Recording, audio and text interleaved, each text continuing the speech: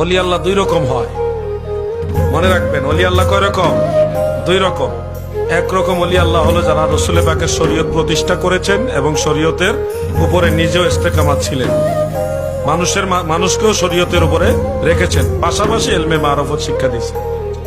যেমন সদরার হুজুর কেবলা নিজে বড় আল্লাহর ওলি, মারেফত হাসিল করছে, মানুষকে মারেফত শিক্ষা দিছে, কিন্তু শরীয়তের একটা চুল পরিমাণও এদিক সেদিক করে নাই, সব ঠিকঠাক রাখছে। এই ধরনের ওলি আল্লাহ হলো সবচেয়ে বেশি অগ্রগণ্য, প্রাধান্যর যোগ্য। আকাশে উঠেছিল চাঁদ, তিতাসে পারের নীল আকাশে উঠেছিল চাঁদ।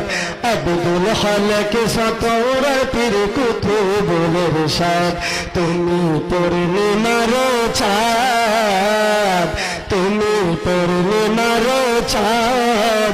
আব্দুল হক সতরার পীর কুতুবুল ইরশাদ, তুমি অলি রলি রলি, তুমি মহান পীর, তুমি অলি অলি রলি, তুমি মহান পীর।